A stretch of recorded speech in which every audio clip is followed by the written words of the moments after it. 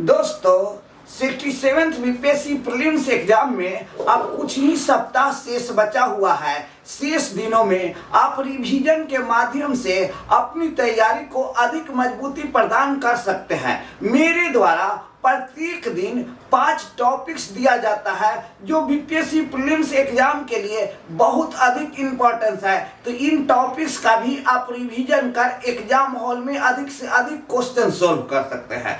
आज का जो टॉपिक्स है वह हिस्ट्री का टॉपिक्स है, गांधी एरा अर्थात गांधी युग। तो मॉडर्न हिस्ट्री में 1919 से 1947 तक के काल को गांधी एरा कहा जाता है, जिससे कि यूपीएससी और स्टेट पीसीएस में बार बार 4-5 क्वेश्चन पूछा ही जाता है। तो यहाँ पर आपको असहयोग आंदोलन, सविनय अवज्ञा आंदोलन, भारत छोड़ो आंदोलन, साथ ही साथ प्रथम गोलमेज सम्मेलन, द्वितीय गोलमेज सम्मेलन, तृतीय गोलमेज सम्मेलन, तीनों गोलमेज सम्मेलन में भाग लेने वाले नेता कौन थे, कांग्रेस पार्टी कौन सा गोलमेज सम्मेलन में भाग लिया था। तो इस तरह से साथ ही साथ कैबिनेट मिशन योजना, माउंटबेटन योजना को आपको ध्यान से पढ़ना चाहिए। साथ ही इस पीरियड में कांग्रेस का जो भी अधिवेशन हुआ उन अधिवेशन में अध्यक्षता किसने किया था और कौन सा अधिवेशन किस शहर में हुआ था। तो अगर आप इस पीरियड को सही रूप से रिवीजन कर लेते हैं तो आप एग्जाम हॉल में 5-7 क्वेश्चन इससे देखिएगा ही देखिएगा। साथ ही साथ यहाँ पर 1939 में जो कांग्रेस का अधिवेशन हुआ था वह बहुत अधिक महत्वपूर्ण अधिवेशन था। 1929 का अधिवेशन भी बहुत अधिक महत्वपूर्ण अधिवेशन थे। तो ये सभी अधिवेशन आपको रिवीजन करना चाहिए। दोस्तों आज का जो ज्योग्राफी का टॉपिक्स है वह टॉपिक्स है सॉइल ऑफ इंडिया, भारत की मिट्टी। तो भारत की मिट्टी से बार बार क्वेश्चन बीपीएससी में होता ही होता है। भारत में 8 प्रकार की मिट्टी पाई जाती है और ये जो 8 प्रकार की मिट्टी पाई जाती है उसमें 4 प्रकार की मिट्टियां एग्जाम के लिए बहुत अधिक इम्पोर्टेंस है। जलोढ़ मिट्टी, लाल मिट्टी, काली मिट्टी और लैटराइट मिट्टी। उसमें भी बिहार में जलोढ़ मिट्टी पाई जाती है। तो जलोढ़ मिट्टी से रिलेटेड जो भी इंपॉर्टेंस फैक्ट्स है वो सभी फैक्ट्स आपको रिवीजन करना चाहिए। साथ ही साथ उत्तरी बिहार में नई जलोढ़ मिट्टी पाई जाती है, दक्षिणी बिहार में पुरानी जलोढ़ मिट्टी पाई जाती है। तो डिस्ट्रिक्ट वाइज भी एग्जाम में क्वेश्चन होता है कि शिवहर जिला में कौन सी मिट्टी पाई जाती है या आपका बांका जिले में कौन सी मिट्टी पाई जाती है। तो इस तरह से आपको बिहार के मैप पर भी मिट्टी के बारे में जानकारी होना बहुत जरूरी है। दोस्तों आज का पॉलिटिकल साइंस का जो टॉपिक्स है वह टॉपिक्स है पार्ट्स ऑफ इंडियन कॉन्स्टिट्यूशन अर्थात भारतीय संविधान का भाग। तो ओरिजिनल कॉन्स्टिट्यूशन में 22 पार्ट्स थे।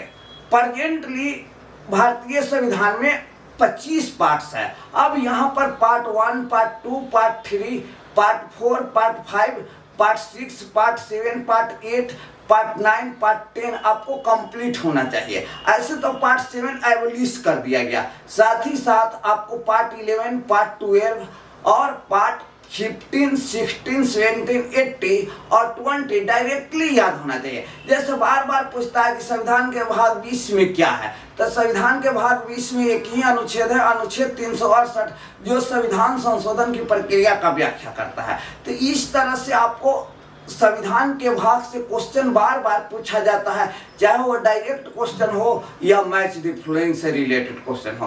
तो इस तरह से अगर आज के टॉपिक्स की बात करें तो इकोनॉमिक्स में न्यू इकोनॉमिक पॉलिसी। तो न्यू इकोनॉमिक पॉलिसी कब लाया गया? तो न्यू इकोनॉमिक पॉलिसी 1991 में आया था। अब न्यू इकोनॉमिक पॉलिसी जिस समय लाया गया था उस समय प्रधानमंत्री कौन थे और उस समय वित्त मंत्री कौन थे, और इसके साथ ही साथ न्यू इकोनॉमिक पॉलिसी के जनक किसे कहा जाता है भारत में, ये भी आपको ध्यान देना होगा। और न्यू इकोनॉमिक पॉलिसी में एलपीजी आया था अर्थात लिबरलाइजेशन, ग्लोबलाइजेशन, प्राइवेटाइजेशन। तो ये लिबरलाइजेशन का मीनिंग क्या होता है, ग्लोबलाइजेशन का मीनिंग क्या होता है, प्राइवेटाइजेशन का मीनिंग क्या होता है, ये भी आपको कॉन्सेप्ट होना चाहिए। तो इस तरह से एलपीजी से रिलेटेड, नई आर्थिक नीति से रिलेटेड जो भी महत्वपूर्ण तथ्य है उससे आपको रिवीजन करना चाहिए। साइंस में जो आज का टॉपिक्स है वह है यूनिट अर्थात मात्रा। मात्रक से रिलेटेड बार बार बीपीएससी प्रीलिम्स एग्जाम में 1-2 क्वेश्चन पूछा जाता है। जैसे त्वरण का मात्रक क्या है, लेंस का मात्रक क्या है, या और जितने भी मात्रक है वे सभी मात्रक आपको याद होना चाहिए। और इसको तो रिवीजन करना भी बहुत जरूरी है, क्योंकि विद्यार्थी बार बार रिवीजन करने के बाद भी भूल जाते हैं, इसलिए इसको भी रिवीजन कीजिए। और इन पांचों टॉपिक्स को अगर आप रिवीजन सही रूप से कर लेते हैं तो एग्जाम हॉल में आपको इस टॉपिक से 10 से 15 क्वेश्चन मिलेंगे ही मिलेंगे, क्योंकि मिट्टी से तो 1-2 क्वेश्चन होगा ही होगा, गांधी एरा से तो 7-8 क्वेश्चन तक हो सकता है, आपका यूनिट से 2-3 क्वेश्चन बनेगा ही बनेगा। और इसके बाद नई न्यू इकोनॉमिक पॉलिसी से भी बार बार क्वेश्चन रहता ही रहता है, और पार्ट्स ऑफ इंडियन कॉन्स्टिट्यूशन तो इससे भी क्वेश्चन होता है। तो इसलिए आज का टॉपिक्स बहुत इंपॉर्टेंट है। मेरे द्वारा इससे पहले भी अनेकों टॉपिक्स का वीडियो बना के डाला गया है, अगर आप उन वीडियो को नहीं देखे होंगे तो उसे भी देख लीजिएगा और आप अपना रिवीजन कंप्लीट कर लीजिएगा। दोस्तों, इसी तरह के वीडियो को देखने के लिए चैनल्स को सब्सक्राइब करें एवं वीडियो को लाइक करें। जय हिंद।